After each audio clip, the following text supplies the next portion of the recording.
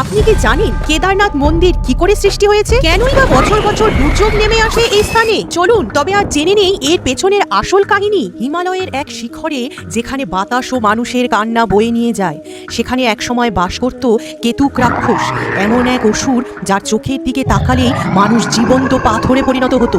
কথিত আছে কেতুক ছিল মহাদেবের এক ত্যাগী ভক্ত, কিন্তু যখন ভক্তি দম্ভে বদলে গেল, তার তপস্যা পরিণত হলো অন্ধকার শক্তিতে।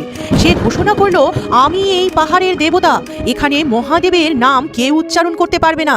হিমালয়ের গ্রামগুলোতে তখন রক্তের গন্ধ ভেসে বেড়াতে লাগলো।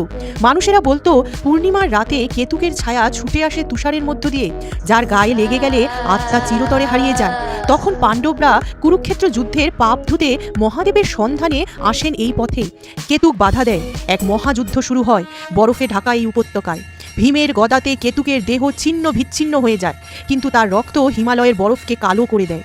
মৃত্যুর আগে কেতুক চিৎকার করে অভিশাপ দেয়, যতদিন এই স্থানে মহাদেবের মন্দির না গড়বে, এই ভূমি থেকে শান্তি হারিয়ে যাবে। অভিশাপ ভাঙতে মহাদেব নিজেই কেতুকের রক্তের উপর দাঁড়িয়ে লিঙ্গ মূর্তিতে প্রকাশিত হন। পাণ্ডবরা এই স্থানে গড়ে তোলেন কেদারনাথ মন্দির, যেখানে আজও শীতের রাতে দূর থেকে শোনা যায় এক অসুরের করুণ আর্তনাদ, যেন সে এখনো পাহাড়ের গহীনে বন্দী, মুক্তির জন্য অপেক্ষায়। কে কে কেদারনাথে বাবা ভোলেনাথের দর্শন করতে গেছেন অবশ্যই কমেন্টে জানাবেন। আর যাওয়ার আগে একবার বলে যান, জয় বাবা ভোলেনাথের জয়।